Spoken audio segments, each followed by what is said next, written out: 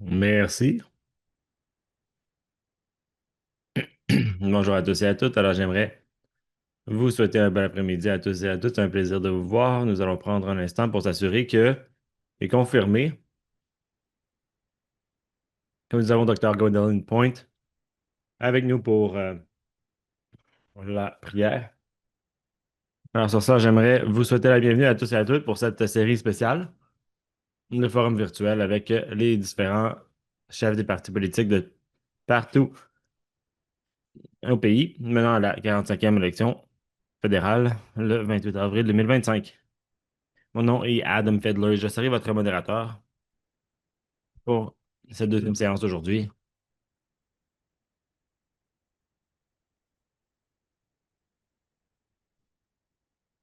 Il est important de commencer sur le bon pied. Et j'aimerais donc vous inviter à une prière d'ouverture de la part de Gwendolyn Point, notre docteur qui est avec nous maintenant. Alors sur cela, docteur Point, à vous la parole.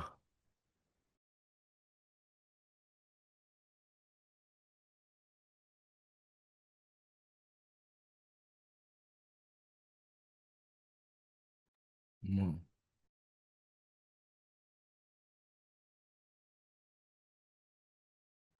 mon nom traditionnel est Shashkawit et je vous parle depuis notre territoire traditionnel non cédé,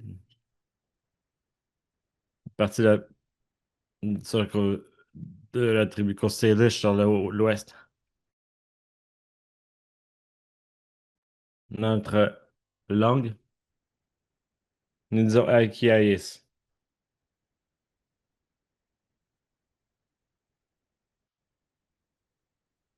J'aimerais remercier les chefs de partout au Canada pour leur bon travail et aux invités aussi. Sachez que on nous enseigne à prier d'abord pour nous-mêmes, puis à la famille et ensuite la communauté.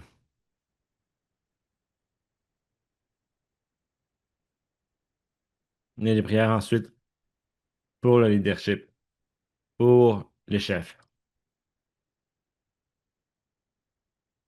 Ici en Colombie-Britannique et ailleurs au Canada, bien sûr, nous prions pour les chefs partout au Canada.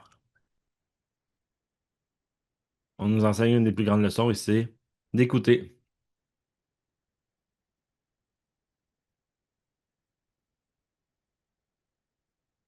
C'est pas que seulement ici, c'est avec les yeux, mais aussi le cœur pour comprendre.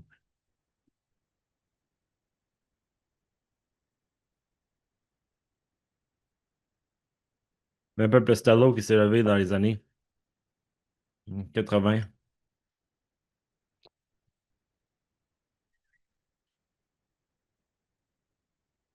Eh bien, j'ai pu prendre leur place ensuite pour prendre soin de nos leaders dans la communauté. Alors, sur tout cela, je vous partage la chanson de justement ce peuple et, s'il vous plaît, recevez cette bénédiction que je vous envoie. On en a besoin pour continuer avec le bon travail. Nous avons besoin que tout le monde euh, regarde vers la même direction et comprendre qui nous sommes en tant que peuple ici au Canada. Je demande aussi au Créateur une bénédiction spéciale, de nous écouter, de continuer à nous guider aussi.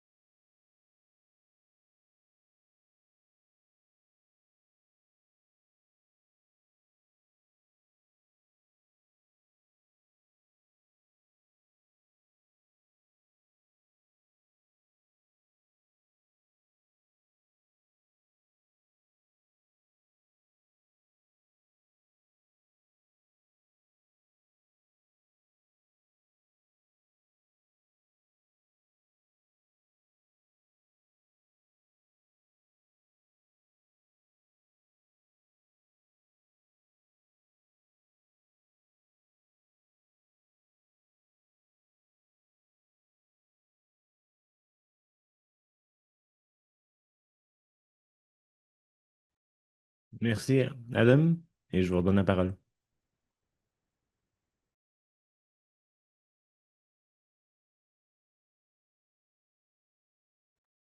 Merci, Madame la chef. Oui, j'allais continuer, même avec mon micro fermé. Merci. Gardien du savoir, Gwendolyn Point, comme c'est le protocole d'ouvrir la session. Alors, j'aimerais la remercier pour cette chanson et cette prière. Maintenant,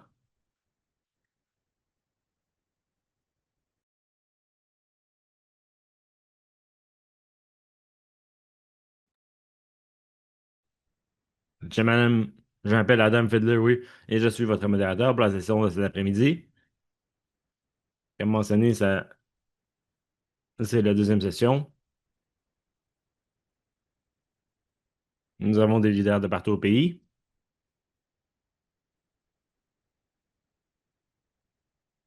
Quelques petits points avant de commencer. Je vais vous mentionner qu'il y a de la traduction en simultané disponible pour l'anglais et le français.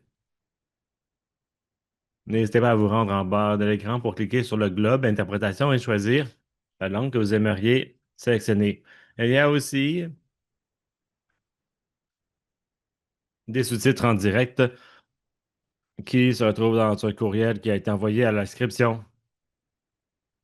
Je crois que ce lien aussi dans le chat. Gardez en tête que cette sélection virtuelle sera enregistrée et publiée en ligne après que tous les forums soient tenus. Passons en revue l'ordre du jour. Nous allons commencer avec des remarques d'ouverture de ces chefs national de l'APN, Cindy Woodenack. Ensuite, nous allons avoir Pierre Poliev, chef du Parti conservateur, pour la question d'ouverture.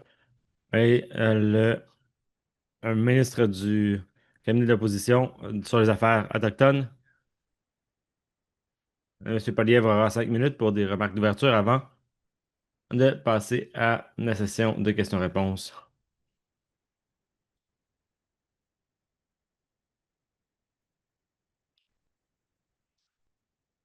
L'Assemblée des Premières Nations a développé 5 questions partagées à l'avance avec les leaders à l'avance de cette session qui vont couvrir les 5 sujets suivants. D'abord, les relations commerciales Canada-États-Unis. Ensuite, infrastructure autochtone. 3, eau. 4, police. Et 5, famille et enfants. Alors, nous allons ensuite ouvrir les micros. Nous avons ici les chefs régionaux et les chefs nationaux qui sont avec nous. Si vous avez des questions, n'hésitez pas à utiliser la boîte questions-réponses pour soumettre vos questions. Nous allons essayer de répondre à autant de questions que possible dans les 40 minutes que nous avons pour cette session. Après cette session de questions-réponses, nous allons recevoir le chef du Parti conservateur, oui, pour les remarques de conclusion et ensuite une prière de conclusion avec la docteure Gwendolyn Point. Maintenant, c'est un plaisir d'avoir la chef de l'APN, Cindy Mopenac, qui est née à la Première Nation au Manitoba avec son ancêtre Richard Woodhouse, qui a été un signataire au traité numéro 3.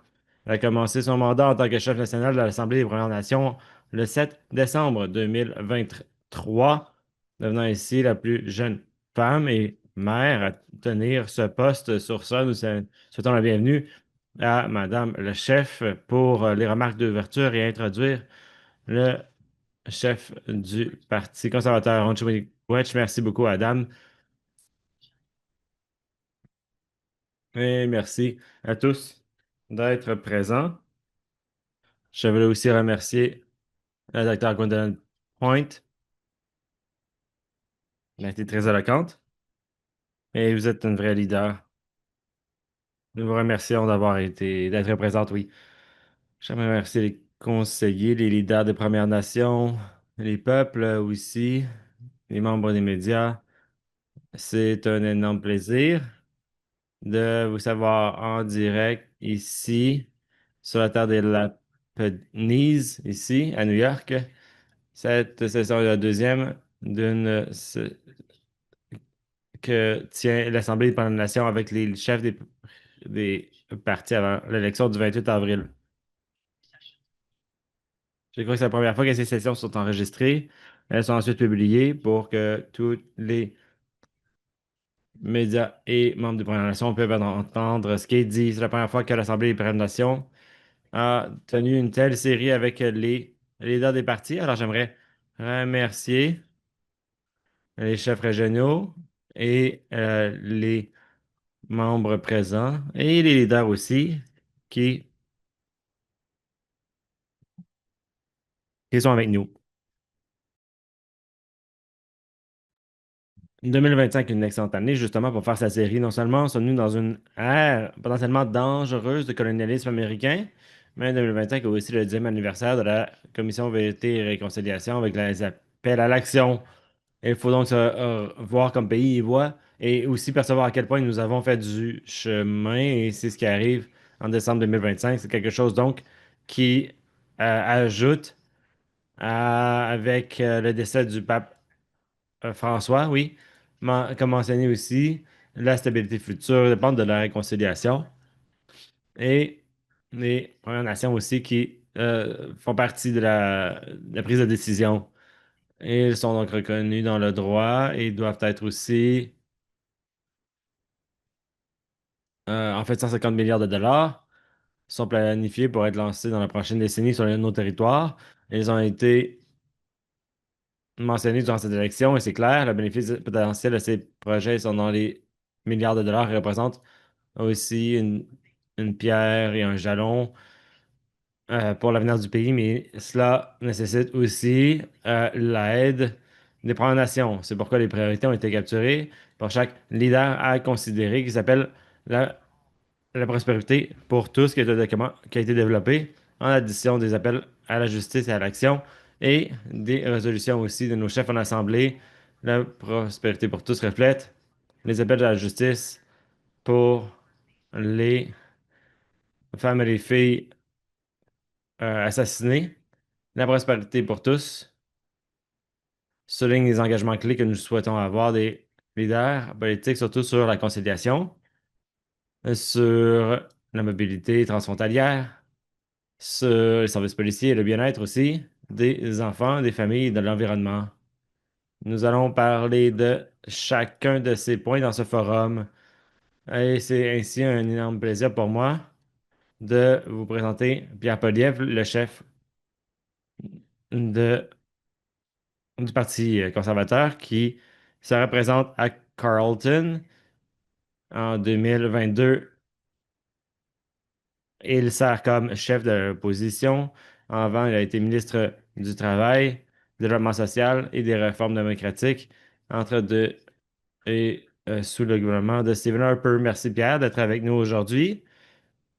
Je veux aussi vous remercier d'avoir accueilli ma famille chez votre famille, dans votre maison. Nous avons eu de nombreuses conversations. J'aimerais vous remercier, vous et votre merveilleuse femme, pour accueillir ces voix autochtones chez vous. Finalement, j'aimerais aussi remercier Adam Fedler, le modérateur, qui a pris le temps de gérer ces sessions. Vous faites un excellent boulot. Alors, je vous redonne la parole et je vous souhaite une excellente discussion. Nous avons eu justement de bonnes discussions dans cette élection chez Miigwech. Merci. Bienvenue à tous et bonne session à tous. Merci, merci, chef national. Et sur cela, nous allons donner la parole à Pierre Polièvre. Vous avez juste pour mentionner aussi, nous avons Jamie Schmel qui va aider avec certaines des questions sur des commentaires d'ouverture aussi. Pierre Polièvre, vous avez environ 5 minutes. À vous la parole. Merci, Monsieur Fedler et Madame Chef, pour cette discussion. C'est un vrai privilège de partager une conversation sur l'avenir dans cette élection qui Et elle, d'un seul mot, le changement. Lorsque la nourriture peut devenir abordable, lorsque tous peuvent arriver à des rêves, lorsque le monde des possibilités est ouvert et qu'il y a des bonnes chances pour des gens de tout acabit après une décennie de coups, de crimes. Bon, on ne peut pas se permettre un autre mandat libéral et ce qui a été mentionné aussi, qui s'applique aussi pour toute autre nation ou tous ceux. En fait, on a vu une continuation d'un échec, d'une approche paternaliste. Le contraste est clair. Je ne veux pas gérer votre vie. Je vous respecte et votre capacité de prendre des décisions et je suis là pour vous faciliter aussi la vie.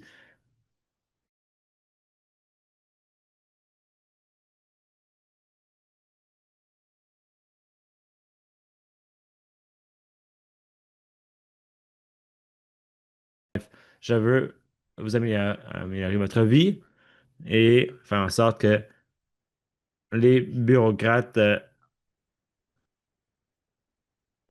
en fait, vous laissent leur place pour que vous fassiez vos propres choix. On sait que la prospérité,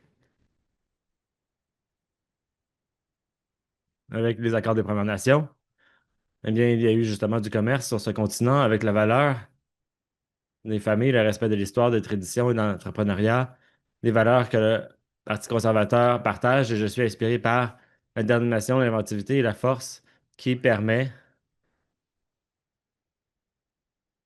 au peuple depuis les temps immémoriaux de guider la voie. Et cela m'inspire aussi à bâtir un Canada plus fort pour tous, un Canada qui peut être bâti avec les partenaires autochtones. Mais je sais que l'histoire est aussi fait de chapitres plus sombres à cause des gouvernements qui ont imposé sur les Premières Nations les problèmes aussi des gouvernements qui n'ont pas rempli leurs promesses.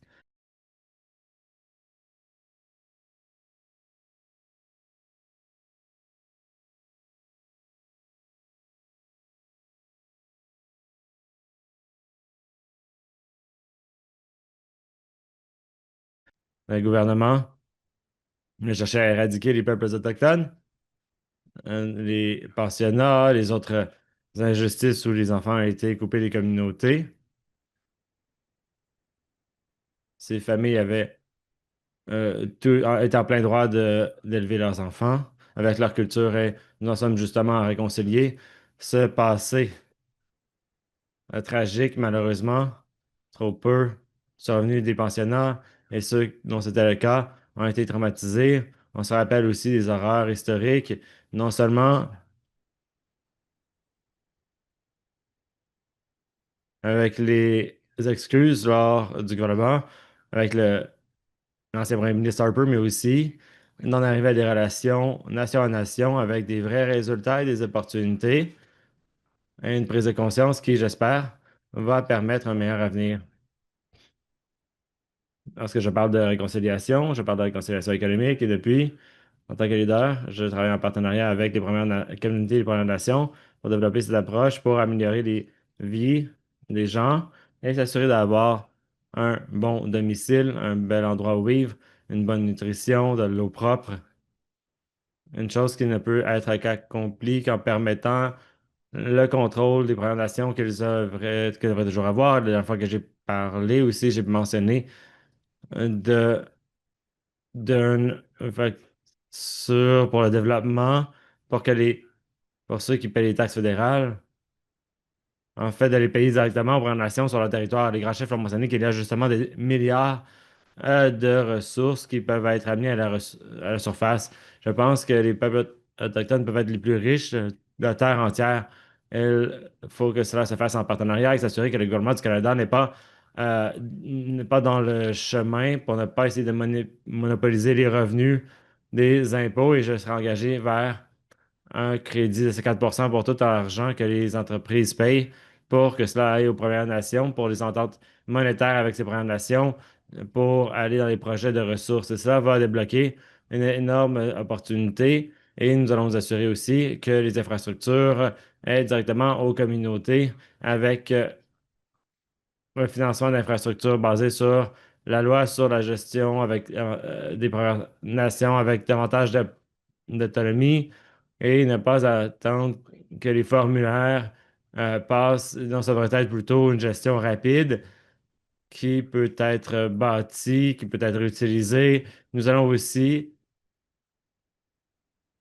euh, euh, C69 la taxe carbone, bien sûr, et nous allons le faire pour débloquer des ressources et du potentiel pour tous et à toutes. Nous allons aussi aider les Premières Nations côtières pour l'exportation énergétique.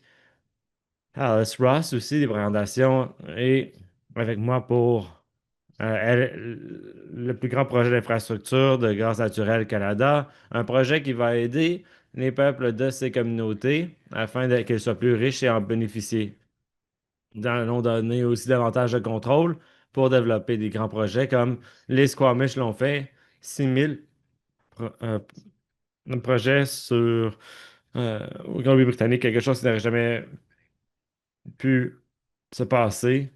Mais en donnant aux Premières Nations davantage de contrôle sur leur processus décisionnel, eh bien, nous savons que ce genre de développement peut maintenant être mis de l'avant. On ne peut pas donc dire non à ce genre de projet. Nous allons plutôt regarder les opportunités, les occasions avec les différentes Premières Nations parce qu'il faut s'assurer que vous soyez en charge de votre vie avec un pays en sécurité et apprendre des leçons tragiques des femmes assassinées ou disparues. Nous allons donc protéger les Premières Nations contre le crime. Il est clair que les peuples autochtones sont affectés de façon disproportionnée par le crime et le gouvernement doit adopter des actions fortes pour protéger contre le crime et arrêter les crimes qui ne qui ont dépassé tout contrôle.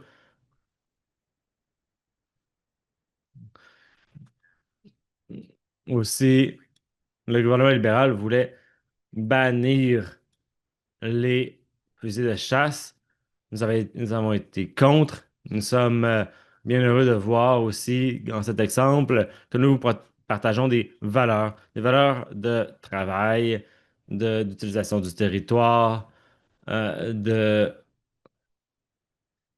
d'un monde qui préserve la nature avec un héritage et bâtir un pays plus fort. Et en conclusion, alors que nous allons négocier une nouvelle entente de libre-échange, nous allons protéger la souveraineté du Canada contre euh, tout abus américain pour s'assurer que les droits, les traités, les ententes gouvernementales et les garanties constitutionnelles pour les peuples autochtones du Canada sont protégés. Nous avons bien hâte aussi de vous retrouver à la table pour que vous nous aidiez à protéger le plan, à développer un plan pour protéger le pays, oui. En conclusion, j'aimerais remercier Madame le chef, pas grand chef, pour le temps qu'elle a pris pour les prières partagées avec nous et c'est un plaisir de pouvoir compter sur ces prières. Nous sommes ici en amitié. J'ai gardé mes remarques assez courtes, alors si j'ai oublié quoi que ce soit, sachez que je voulais que je voulais laisser du temps pour vos questions. Sur cela, merci et je laisse la place dans un esprit d'un avenir meilleur et d'espoir. Merci, Monsieur Pierre Polièvre, pour vos commentaires liminaires. Commencez, nous avons 5 questions avec ces thèmes, les thèmes qui ont été soumis aux autres chefs. Le premier thème, la première question, a à voir avec le commerce. Et Monsieur Polièvre, la question est comment allez-vous inclure les Premières Nations dans les réunions de Premier ministre et de réunions fédérales provinciale, territoriale sur les enjeux de sécurité. Merci. Merci, M. Fiedler, de notre plateforme. Nous nous engageons vers des mécanismes bilatéraux parce que nous avons entendu des Premières Nations que cela a été efficace. Nous allons aussi euh, honorer la couronne et ses relations en bonne foi avec des consultations. Nous avons une responsabilité de consulter les groupes autochtones avec les relations commerciales qui s'intensifient. Et merci aussi de me poser cette question parce qu'en tant que pays, le Canada ne sera pas euh, remis en question en tant qu'État souverain. Et c'est notre obligation aussi de voir que le Canada doit défendre les droits autochtones qui s'inscrivent dans notre Constitution, dans la Charte, dans les traités, dans les ententes,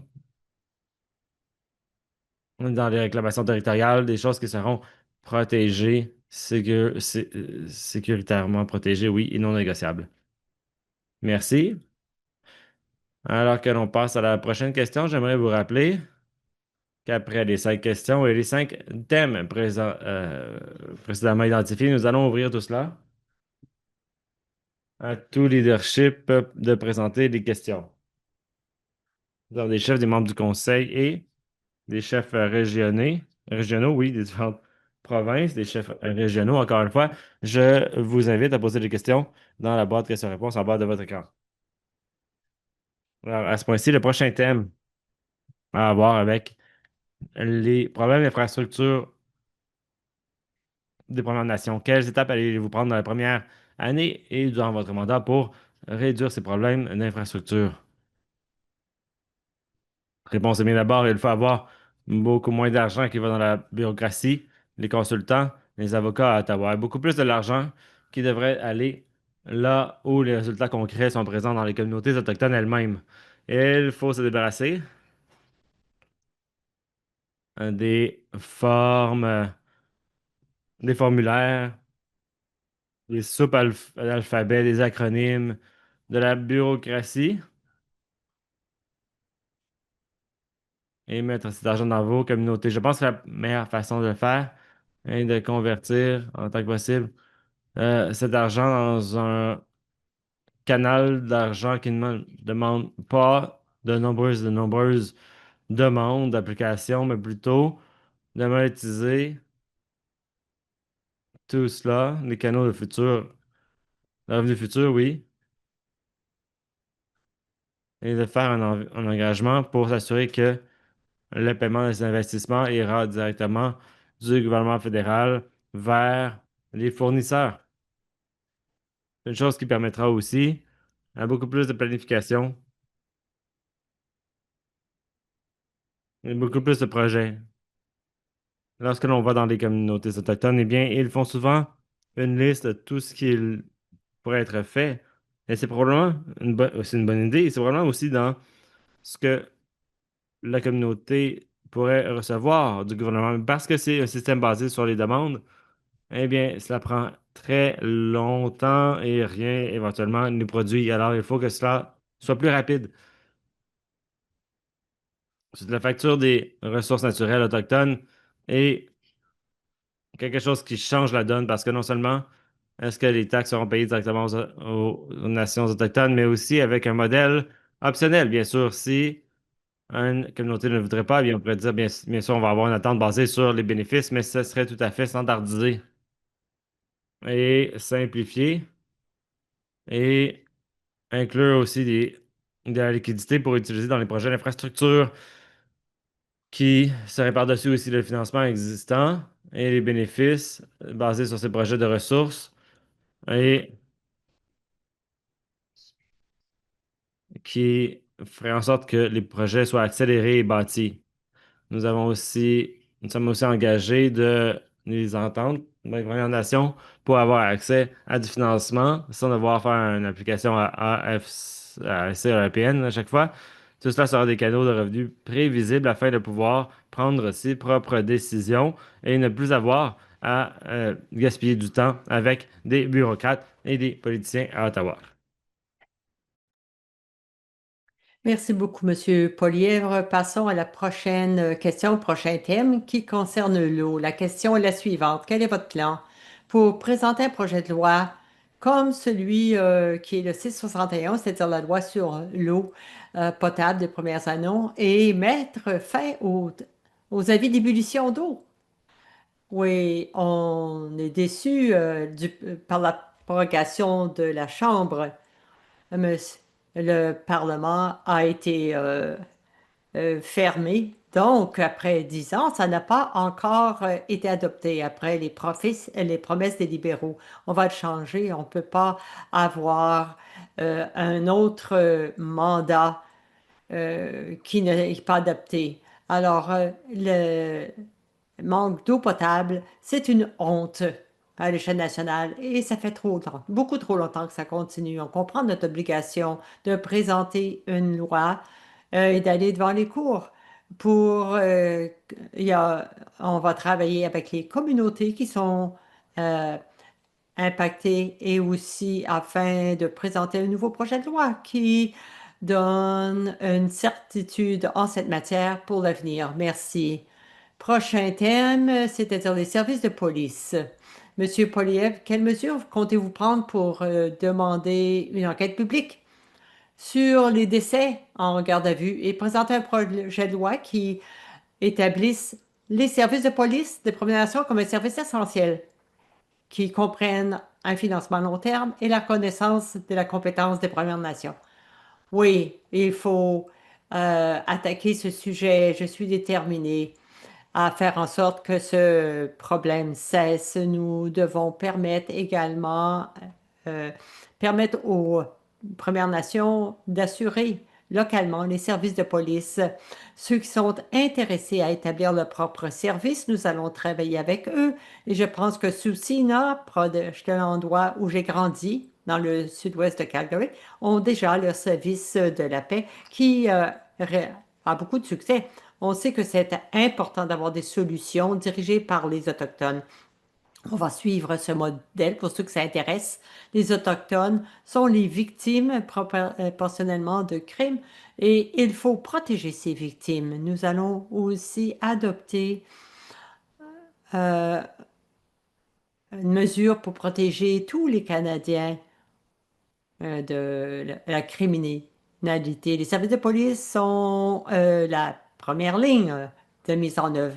Mais s'il y a des Premières Nations qui sont prêtes et disposées à prendre la relève dans les services de police, je suis prêt à négocier des ententes afin que ça soit adopté. Je pense que c'est magnifique d'avoir des services policiers qui relèvent du leadership local, de leur communauté locale, et un peu comme les provinces et les villes ont le droit d'avoir leur propre service de maintien de la paix. Et, je ne vois pas pourquoi ça ne puisse pas s'étendre à des Premières Nations intéressées. Merci beaucoup. Dernier thème maintenant, évidemment, et non le moindre, c'est qui est une priorité pour les Autochtones de partout au pays, c'est-à-dire les enfants et les familles. La question, Monsieur Poilievre, est la suivante. Quelles mesures prendrez-vous pour assurer le financement à long terme du principe de Jordan et de l'engagement à réformer à long terme le système discriminatoire de protection de l'enfance des Premières Nations? Merci. Les enfants autochtones devraient avoir le droit, l'accès à des services et des opportunités similaires à tout autre enfant canadien. On soutient le principe de Jordan. Alors, je me suis levée en 2016 en chambre pour qu'on investisse 150 millions immédiatement dans le bien-être des enfants autochtones. On soutient cela et on veut s'assurer de donner le soutien, l'assistance nécessaire pour que tous les enfants des Premières Nations puissent grandir dans la dignité et le respect dont méritent tous les enfants. Merci. Maintenant, nous allons vous donner la parole en ligne. Nous allons prendre vos questions. Si vous êtes enregistré, prenez l'icône Q et R. Il y a déjà certaines questions qui ont été envoyées. et il y a des chefs de partout au pays. S'il vous plaît, n'hésitez pas à poser vos questions.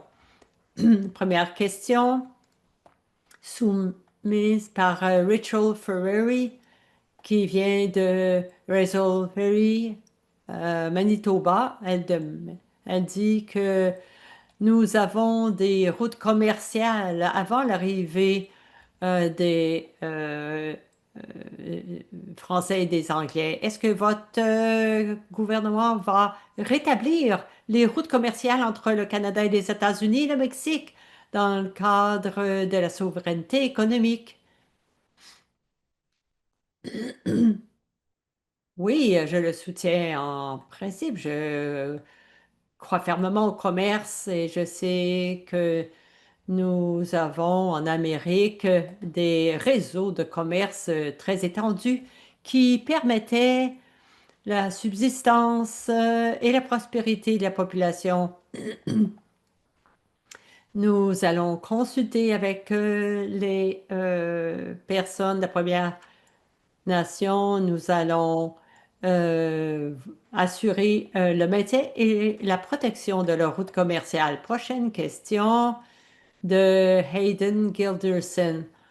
Elle dit, si vous êtes élu Premier ministre, est-ce que votre gouvernement va s'engager à poursuivre le travail pour vous pencher sur l'impact discriminatoire de la deuxième génération dans le cadre de la loi sur les Indiens?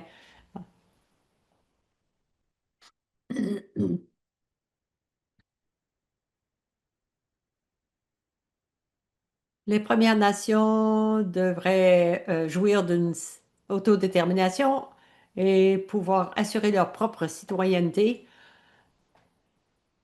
Je pense que c'est logique pour moi.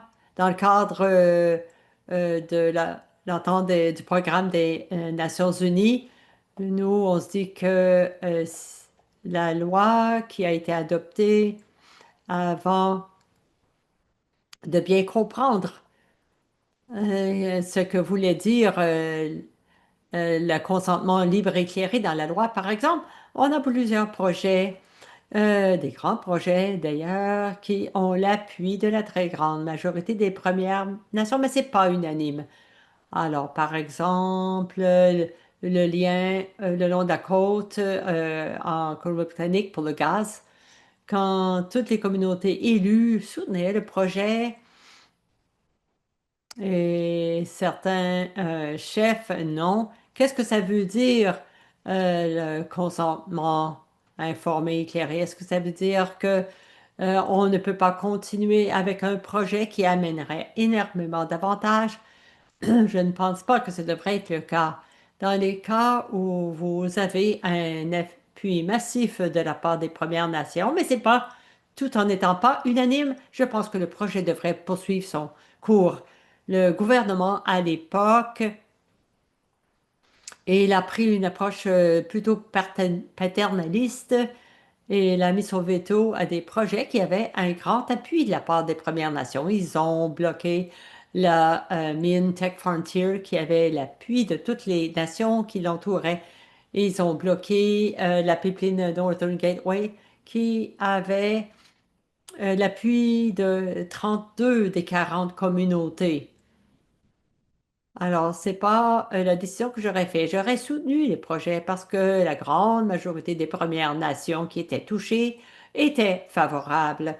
C'est la façon dont je procéderais. Mais nous allons toutefois respecter l'article 35 sur la consultation. Je ne veux pas dire ceux qui sont contre, mais ceux qui sont pour. Ils disent, ah, si vous êtes en faveur du projet, on ne va pas considérer votre opinion. C'est pas comme ça. Il faut consulter tout le monde et aller de l'avant dans des projets lorsqu'ils protègent l'environnement, respectent les Autochtones et sont dans l'intérêt de la population.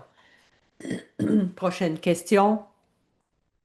Stephanie Jackson, qui est une femme au conseil de la bande numéro 128 en Alberta. Stéphanie, elle a une question en deux parties.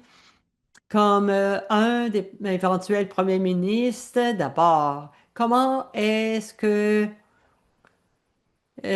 vous soutiendrez la vérité des traités, ce qui a été promis à notre peuple? Et est-ce que vous honorez l'UNDRPI, l'entente des Nations Unies, et le plan d'action et de réconciliation? Nous allons honorer tous les traités, tout ce que le gouvernement s'est entendu à faire. Il faut que ce soit respecté. J'irai de l'avant dans un esprit de confiance et nous allons respecter les traités, quels que soient les traités signés par la couronne, et vous pouvez compter sur moi.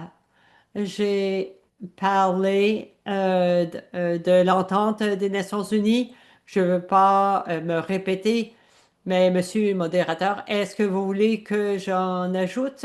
Je pense que vous avez bien répondu à cette deuxième partie de la question. Merci. Prochaine question. Sachez que je vais, dans la boîte des questions-réponses, il y a certaines personnes qui ont posé plus d'une question.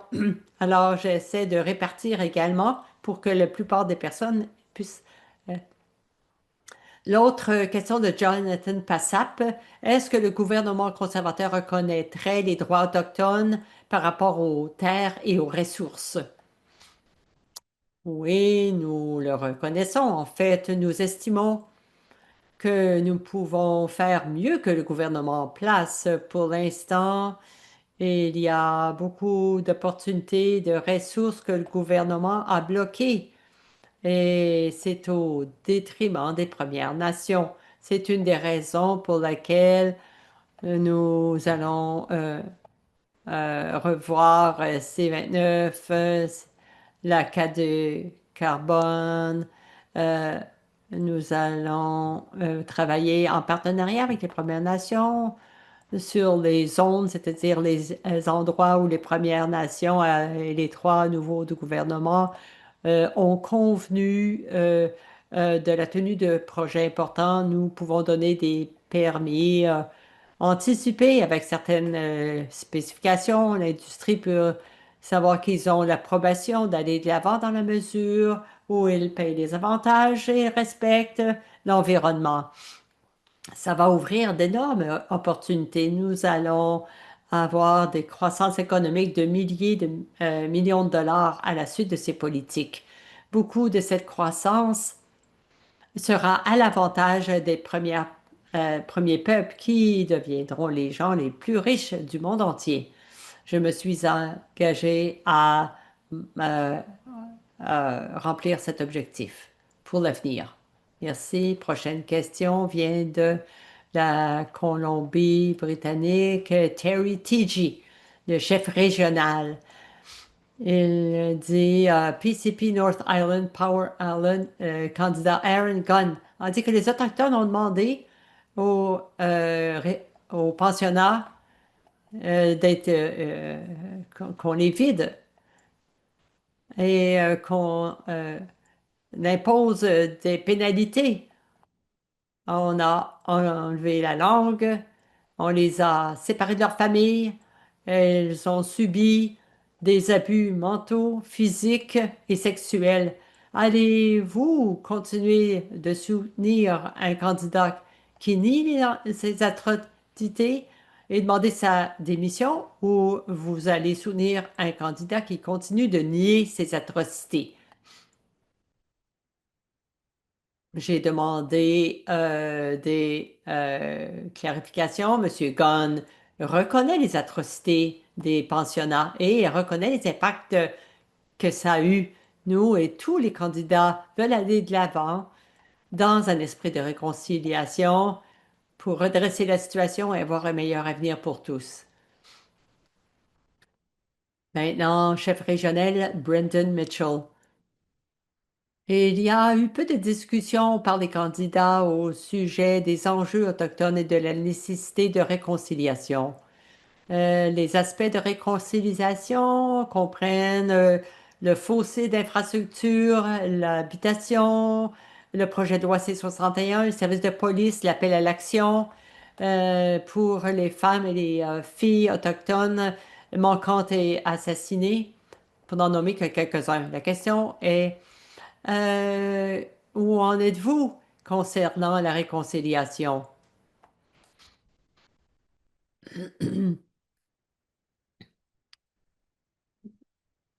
Euh, je pense que la réconciliation est très importante. C'est une des priorités très importantes. C'est pour ça que j'ai décrit les projets que nous avons aujourd'hui, afin de permettre la prospérité, l'autogouvernement, l'autonomie, un meilleur avenir pour les peuples autochtones, c'est-à-dire des emplois, de la formation, des revenus propres qui viendraient des ressources qu'on voit dans les communautés autochtones. Ces opportunités sont illimitées. Je suis tout à fait optimiste quant au développement incroyable qu'on pourra faire pour l'avenir, mais ça va prendre de l'éducation, de l'eau potable, un partenariat avec les entreprises, moins de bureaucratie à Ottawa. Il faut un changement. Et les Autochtones ont entendu trop longtemps, mais on a de l'espoir pour que ça change maintenant. Merci, Monsieur Paul Livesey. Prochaine question. Si vous êtes élu, quelles mesures allez prendre pour revitaliser les langues autochtones? Nous ferions un partenariat avec les communautés autochtones afin de revitaliser, de permettre aux aînés de transmettre ces langues aux générations qui suivent. Ces langues existent depuis des temps immémoriaux. On a besoin que le gouvernement se lie avec des partenaires, des aînés qui possèdent encore ces langues et les rendre ainsi disponibles aux communautés autochtones, dans les centres communautaires, dans les écoles, dans les programmes de mentorat entre générations. Et à ce propos, pas justement sur les langues, mais Monsieur le modérateur, j'ai oublié de parler des Rangers. Alors, est-ce que vous voulez que je... Non, vous pouvez y aller. Je me rends compte que j'ai oublié dans mes remarques de dire que nous voulons doubler la taille du première patrouille des Rangers de l'Arctique. Vous le savez, c'est c'est important. Il fait appel aux connaissances inuites, mais on veut s'assurer aussi que les jeunes du Sud puissent aller s'intégrer dans le Nord. Apprendre, c'est la survie et la protection du territoire. Et pour assurer la sécurité du Canada, cela fera partie de notre stratégie pour l'Arctique. Je sais que ce n'est pas un des sujets que vous avez mentionnés, mais c'est davantage du côté inuit, mais c'est d'intérêt pour tous les Canadiens. Merci beaucoup. Encore une fois, ce que nous faisons, j'aimerais remercier notre personnel ici qui me dirige dans les questions. La prochaine question, si on revient à Rachel Ferreri de Russell River au Manitoba, elle dit que beaucoup de gens de Première Nation ont des habitations euh, surpeuplées, ils n'ont pas d'eau potable. Votre gouvernement va-t-il augmenter l'investissement dans l'habitation pour éliminer les longues listes d'attente et la surpopulation dans les habitations? Et quelles mesures allez-vous prendre pour éliminer ces avis d'ébullition et pour qu'on ait tous accès, qu'ils aient tous accès à de l'eau potable? Le problème que nous avons, c'est qu'il y a un système de demande bureaucratique géré par Ottawa. J'essaie de trouver mes notes. En fait, c'est très difficile d'investir de façon prévisible dans l'eau alors qu'ils doivent faire des demandes, un projet à la fois. Quand je vais dans les communautés au pays, ils disent qu'ils ont deux, trois, quatre demandes, ils attendent. Ils ont des dossiers de 400 pages. Ensuite, on leur pose encore des questions. Entre-temps, l'infrastructure tombe en ruine. Alors, ce qu'on a besoin, on a besoin d'un revenu qui puisse permettre aux communautés de à faire des investissements en sachant qu'ils puissent payer ces investissements au fil des ans et qu'ils puissent participer à l'économie. On va travailler également avec Many Jules travaille sur l'Institut d'infrastructure pour aider à offrir cette capacité pour financer les infrastructures. Le système dont on dispose ici et qui est géré à Ottawa ne permet pas le financement moderne des infrastructures, comme c'est le cas pour tout le monde. Quand une municipalité achète une usine d'épuration des eaux, ils émettent des obligations, etc. Mais c'est pas ça. On peut pas faire ça facilement quand on n'a pas de source de revenus prévisible. Si on veut avoir du financement, la plupart des institutions vont dire, ah, d'où viendra ton revenu? Donc, il faut faire des demandes à la miette. C'est un problème à la base. C'est ce qu'on veut, euh, c'est ce qu'on vise. Moins de bureaucratie et une source de revenus plus prévisible. Prochaine question vient de Leslie White-Eye de Chippewas de Thames en Ontario. Si vous êtes élu, est-ce que votre gouvernement va se pencher sur la lacune de financement des écoles des Premières Nations? On n'a jamais eu le montant complet pour avoir un soutien au programme d'enseignement, l'immersion dans les langues, la politique et aussi pour les structures qui sont distinctes par rapport aux autres communautés. Nous allons travailler avec les Premières Nations pour combler ce fossé. Je sais que l'éducation, c'est l'avenir des enfants, la transmission des connaissances des aînés aux gardiens du savoir aux enfants, inculquer des nouvelles compétences qui mènent à des emplois plus tard. À ce propos, nous allons avoir un partenariat avec les Premières Nations sur euh, Euh, pour le commerce, nous allons former euh, des milliers de personnes dans des métiers là où il y a beaucoup de travail relié à ces métiers, des métiers qui amènent des salaires intéressants, très intéressants pour les gens. Mais évidemment, il faut être apprenti, il faut suivre une formation. J'aimerais faire un partenariat avec les Premières Nations, avec les syndicats de certains métiers pour qu'une part de cet argent soit acheminée et puisse bénéficier à ces jeunes. Prochaine question, Monsieur Poilievre vient de Saskatchewan, ma province de naissance. Le chef Bobby Cameron. La question est la suivante. Comme Première Nation, on est les premiers sur les terres et les eaux. On a des droits liés par traité et sont conclus après la couronne et c'est des lois internationales, pas des politiques nationales. Est-ce que votre gouvernement va se débarrasser de la loi sur le transfert des ressources naturelles, NRTA, qui donne au gouvernement de l'Alberta, Saskatchewan, Manitoba le contrôle sur les ressources naturelles et les terres de la couronne? Faudrait que je fasse davantage de recherches, honnêtement.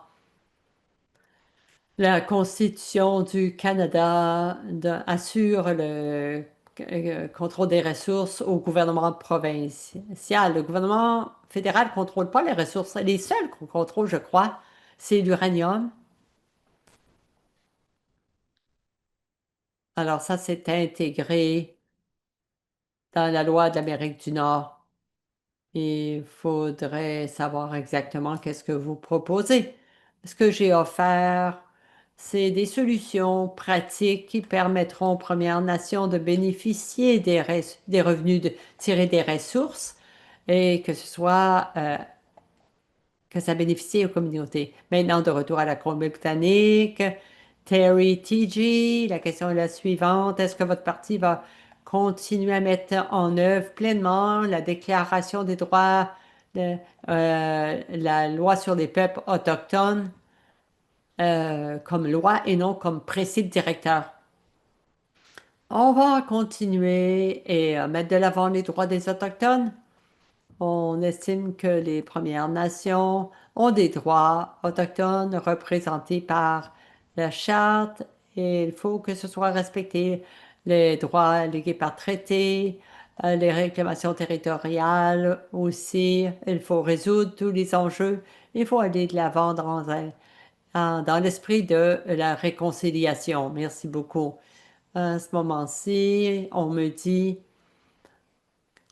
que M. Poilièvre ainsi que Jamie Schmeil, ici en attente, vous allez suivre. Alors, je vais vous donner quelques minutes pour vos commentaires de clôture dans le cadre du protocole. Ensuite, Cindy Woodhouse Snippena va conclure. Commentaire de clôture, Monsieur Poilievre. Merci beaucoup. Merci de m'accueillir dans cette conversation, Monsieur modérateur, grand chef et tous ceux qui participent. C'est un honneur. Quel honneur de parler avec vous à ce moment si important dans notre histoire. Cette élection, c'est au sujet du changement. On en a besoin plus que jamais si on regarde partout au pays. Le coût de la vie est hors de contrôle, l'économie souffrait énormément. Les gens ont de la difficulté à trouver une habitation. Il y a beaucoup de crimes, de désordres dans les communautés au Canada. Il faut que ça cesse. On a besoin de changements pour que les gens des Premières Nations et tout le monde puissent mener une vie, une bonne vie, avoir un logement agréable dans une bonne communauté, qu'on cesse les crimes, les drogues. On va investir dans 50 lieux de traitement pour des gens de partout, pour qu'ils puissent surmonter surtout la toxicomanie à l'opioïde qui a tué plus de euh, 50 000 personnes au cours des 10 dernières années. On peut sauver des vies, leur donner un nouveau départ.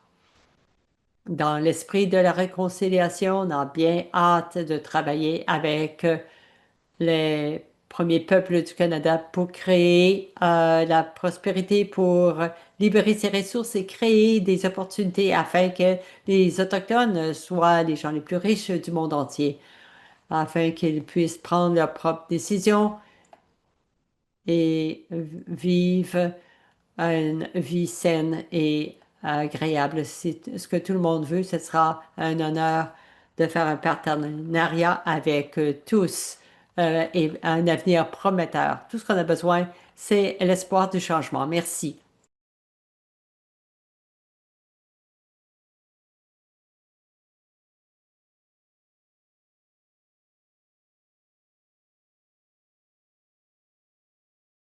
OK, mais je comprends que le docteur, grande chef est peut-être en déplacement, alors je vous donne la parole. Sinon, nous allons commencer à conclure. J'attends juste de voir les indications.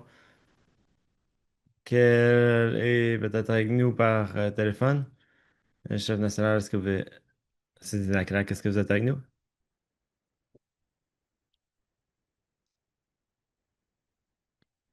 Sinon, je vais vous remercier, M. Poliev, d'avoir été avec nous et vous souhaiter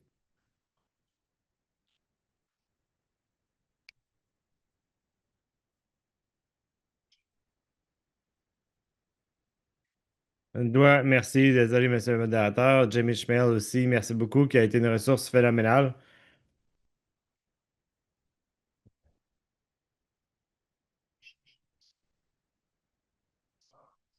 Merci beaucoup parce que James avec moi, en fait, m'aide justement dans la gestion de ces ressources. Ça a été une grande aide pour cette campagne. Merci beaucoup. Alors, j'aimerais aussi remercier à tous ceux qui se trouvent en ligne, que nous allons avoir la prochaine séance virtuelle demain 23 avril avec le chef du parti du NPD du Canada. Alors, sur cela, je vous souhaite une bonne fin de journée avec la fermeture avec le lecteur comme donne une pointe. Merci, merci Adam. Merci pour nos chefs présents et pour notre invité, Monsieur Poilièvre, pour cette session. Cette session qui a débuté par une excellente conversation avec le partenariat et je sais que tout cela, la conversation peut fonctionner. J'aimerais donc vous, vous faire une chanson qui vous envoie un tra- en fait qui provient de la famille et où l'aîné nous a mentionné d'apprendre cette chanson et de l'enseigner aux enfants justement cette chanson euh, où qui est un signe d'humilité et on a dit de l'enseigner aux enfants, puisque c'est un signe d'humilité et qu'il y a toujours quelqu'un de plus grand, et ça, c'est le Créateur. Alors, j'aimerais vous remercier.